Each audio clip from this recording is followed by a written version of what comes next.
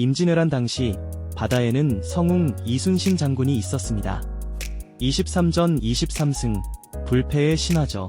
이건 대한민국 국민이라면, 아니 전 세계 전사를 아는 사람라면 누구나 다 아는 사실입니다. 그런데 말입니다. 육지에도 평생 단 한 번도 패배하지 않았던 장군이 있었다는 사실 혹시 알고 계십니까?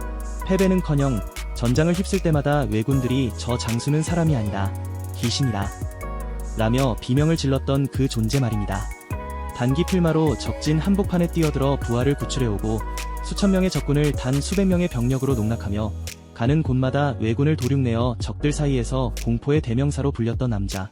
당시 명나라 장수들조차 삼국지의 조자룡이 조선에 환생했다며 경악했던 인물. 하지만 정작 우리 역사 교과서에는 단 몇 줄, 심지어 이름조차 생소하게 기록된 비운의 영웅. 오늘은 60전 60승, 7년 전쟁 내내 단 한 번도 무릎 꿇지 않았던 육지전의 불패신화 정기룡 장군의 이야기를 아주 집요하게 파헤쳐봅니다. 시간을 1592년 4월로 돌려보겠습니다. 부산 앞바다를 가득 메운 외선들과 함께 임진왜란이 시작됩니다. 다들 아시겠지만 개전 초기 조선의 육군은 그야말로 추풍낙엽이었습니다. 믿었던 신립 장군마저 탄금대에서 배수진을 쳤다가 전멸하고 선조는 한양을 버리고 비를 맞으며 피난길에 올랐습니다. 당시 조선 팔도의 분위기가 어땠겠습니까? 이제 조선 육군은 끝났다, 조선은 망했다는 패배의식과 절망이 한반도를 뒤덮고 있었습니다. 병사들은 도망치기 바빴고 장수들은 지휘권을 포기했습니다. 바로 그 절망의 순간 경상도 전선에서 혜성처럼 등장한 인물이 있었습니다. 당시 나이 31, 정기룡 장군입니다. 이분은 원래 이름이 정무수였는데요.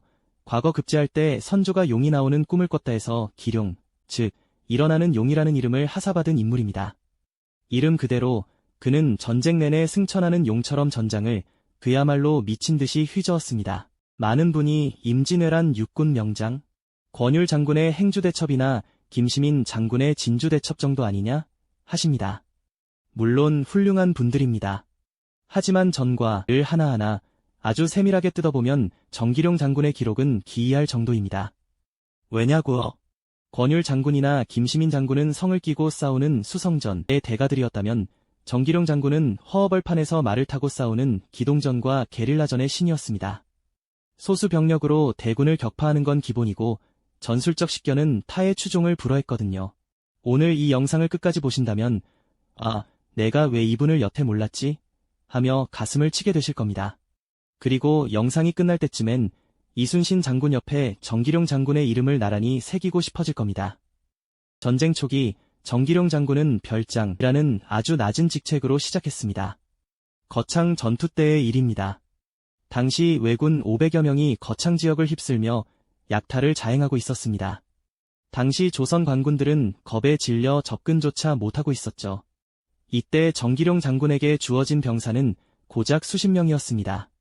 상식적으로 싸움이 안 되죠. 하지만 정기룡은 지형을 이용합니다. 좁은 길목에 매복해 있다가 예군이 방심하고 지나가는 순간 기습을 감행합니다. 그냥 돌격한 게 아닙니다. 정기룡 장군은 활솜씨가 신기에 가까웠다고 합니다. 첫 발에 적장의 목을 꿰뚫어버리고 순식간에 적진을 교란시켰죠. 지휘관을 잃은 왜군 500명은 그 자리에서 우왕좌왕하다가 이 이름 모를 조선 장수에게 400명 넘게 몰살당합니다. 이게 정기룡 전설의 서막이었습니다. 하지만 그의 진가가 진짜로 폭발한 건 바로 상주 전투입니다. 전사를 잘하는 사람들 사이에서는 이 전투를 가리켜 조선판 라이언 일병 구하기 혹은 장판파 전투의 재림이라고 부릅니다. 상황은 이렇습니다. 정기룡 장군이 소수의 기병을 이끌고 정찰을 나갔는데 갑자기 왜군 대부대와 마주칩니다. 중과부적, 즉 족수가 안 되니 일단 후퇴를 해야 했죠. 그런데 말입니다. 후퇴하던 도중 뒤를 딱 돌아봤는데 자신이 아끼던 부관 이영남과 부하들이 미처 빠져나오지 못하고 예군 진영 한복판에 고립된 겁니다. 자, 여러분이 지휘관이라면 이 상황에서 어떻게 하시겠습니까? 적은 수백, 수천 명이고 우리는 고작 수십 명입니다. 보통의 장수라면 눈물을 머금고 어쩔 수 없다, 대의를 위해 포기하자며 말머리를 돌렸을 겁니다. 그게 합리적인 판단이니까요. 하지만 정기룡은 달랐습니다. 그 순간 그는 1초의 망설임도 없이 말머리를 돌려 적진을 향해 돌진합니다. 나를 따르라. 도 아니었습니다. 혼자였습니다. 창 하나를 딱 들고 단기 필마로 수백 명의 왜군 속으로 뛰어듭니다. 상상이 되십니까? 미친 짓이죠. 하지만 그 미친 짓이 전설이 됩니다. 기록에 따르면 정기룡 장군은 양손에 칼과 창을 번갈아 쥐고 마치 춤을 추듯 적을 베어 넘겼다고 합니다. 달려드는 왜군들의 목이 추풍낙엽처럼 떨어져 나가고 피가 비 오듯 쏟아져 그의 갑옷을 붉게 물들였습니다. 왜군들은 처음엔 저 미친놈 하나 잡자고 달려들었지만 나중엔 공포에 질려 뒷걸음질 쳤습니다. 가까이 가면 죽으니까요. 마치 삼국지 장판파에서 조자룡이 아두를 품고 적진을 뚫을 때 조조군이 벌벌 떨었던 그 장면 그대로였습니다. 결국 정기룡은 피투성이가 된 부하 이영남을 말에 태우고 유유히 포위망을 뚫고 나왔습니다. 뒤쫓는 왜군은 단 한 명도 없었습니다. 그 기세에 완전히 눌려버린 거죠. 이 광경을 멀리서 지켜보던 명나라 장수들이 나중에 이 사실을 듣고 이렇게 말했습니다. 조선에 인물이 없다는 말은 다 거짓말이다. 저런 호걸이 있는데 어찌 왜군을 두려워하겠는가. 하지만 정기룡 장군이 단순히 칼만 잘 쓰는 싸움꾼이었다면 60전 60승은 불가능했을 겁니다. 전쟁은 칼로만 하는 게 아니지 않습니까? 그는 머리를 쓸 줄 아는 지장이었습니다. 그가 상주성을 탈환할 때 썼던 전술은 지금 현대전의 심리전 교범에 넣어도 손색이 없습니다. 당시 상주성은 왜군이 점령해서 요새화를 마친 상태였습니다. 정기룡의 병력으로는 성벽을 기어오르는 전공법, 어림도 없었죠. 자살행위였습니다. 그래서 그는 꾀를 냅니다. 낮에는 군사들을 시켜 산에다 허수아비를 수백 개 만들어 세워둡니다. 그리고 군복을 입혀놓았죠. 멀리서 보면 마치 지원군이 도착해 대기하는 것처럼 보이게 말입니다. 그리고 밤이 되면 어떻게 했느냐? 병사들 손에 횃불을 하나씩 들려주고 산능선을 따라 빙빙 돌게 했습니다. 북과 깽과리를 미친 듯이 치면서요. 성 안의 왜군들이 보기엔 어땠겠습니까? 낮에는 산 위에 병사가 빽빽하고 밤에는 횃불이 끝도 없이 이어지며 함성이 들려옵니다. 아, 조선군 대병력이 포위를 완료했구나. 우린 이제 죽었다. 공포감이 극에 달했겠죠. 결국 왜군들은 싸움 한번 제대로 못해보고 밤을 틈타 성을 버리고 도주합니다. 정기룡 장군은 도망가는 적들의 뒤를 쳐서 괴멸시킵니다. 피 한 방울 흘리지 않고 성을 되찾은 겁니다. 이것이 바로 손자병법에서 말하는 싸우지 않고 이기는 것, 명장의 품격 아니겠습니까? 이뿐만이 아닙니다. 고령, 성주, 합천 등 경상도 일대의 요충지를 차례차례 격파하며 왜군의 보급로를 완전히 끊어버립니다. 이게 왜 중요하냐면요. 임진왜란 당시 왜군의 기본 전략은 수륙병진이었습니다. 바다로 물자를 나르고 육지로 병력이 치고 올라가서 한양에서 만나는 거였죠. 그런데 바다에서는 누가 있었습니까? 네, 이순신 장군이 바닷길을 막아버렸습니다. 그럼 왜군에게 남은 건 육로를 통한 보급뿐인데 그 길목인 경상도 내륙을 바로 정기룡 장군이 틀어막고 있었던 겁니다. 부산에서 올라오는 쌀과 무기가 전방으로 가질 못하는 거예요. 왜군 입장에선 미칠 노릇이죠. 바다에는 이순신 때문에 못 가, 육지에서는 정기룡이라는 귀신 같은 장수가 나타나서 보급부대를 족족 썰어버려. 결국 전방에 있는 왜군들은 굶주림에 허덕이다가 사기가 꺾이게 됩니다.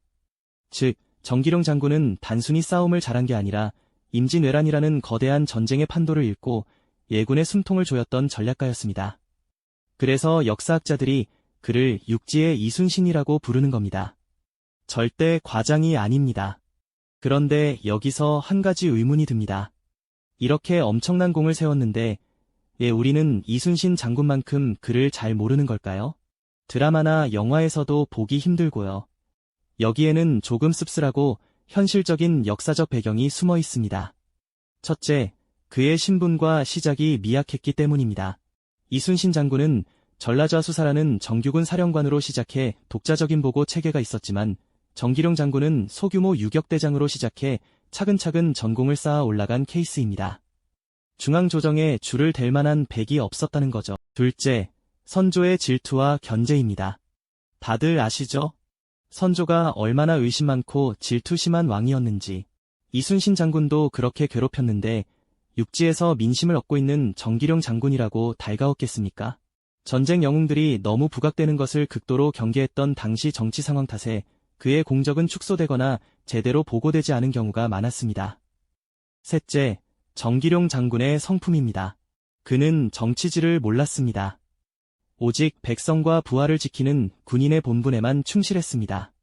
전쟁이 끝난 후에도 자신의 공을 자랑하고 다닌 게 아니라 조용히 국방을 강화하고 병사들을 훈련하는 데 힘썼죠.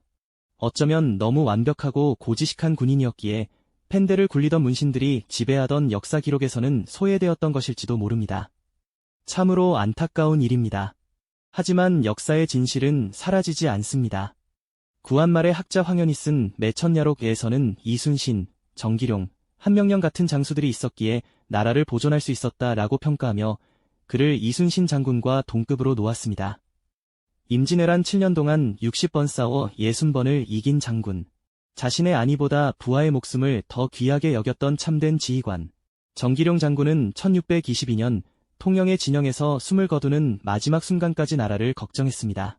여러분, 우리는 이순신 장군을 기억합니다. 당연합니다. 하지만 이제는 육지를 지켜낸 이 붉은 용, 정기룡 장군의 이름도 반드시 기억해야 합니다. 그가 없었다면 영남의 육로는 뚫렸을 것이고 임진왜란의 결과는 달라졌을지도 모릅니다. 오늘 밤 술자리 안주 삼아 친구들에게 한번 물어보세요. 야, 너 육지에 이순신이 누군지 아냐? 60전 60승 한 장군이 있었대 라고요. 그렇게 한 명 한 명 알아가는 게 목숨 바쳐 나라를 지킨 영웅에 대한 우리 후손들의 의리 아니겠습니까? 지금까지 전쟁 속 숨겨진 진짜 영웅을 찾아내는 전쟁 속 영웅들이었습니다. 오늘 정기룡 장군의 이야기가 가슴 뜨거우셨다면 구독과 좋아요, 알림 설정 부탁드립니다. 그리고 여러분이 알고 있는 또 다른 숨겨진 혹은 저평가된 전쟁 영웅이 있다면 댓글로 남겨주세요. 제가 싹 다 조사해서 영상으로 만들어 드리겠습니다. 다음 영상에서 뵙겠습니다. 충성!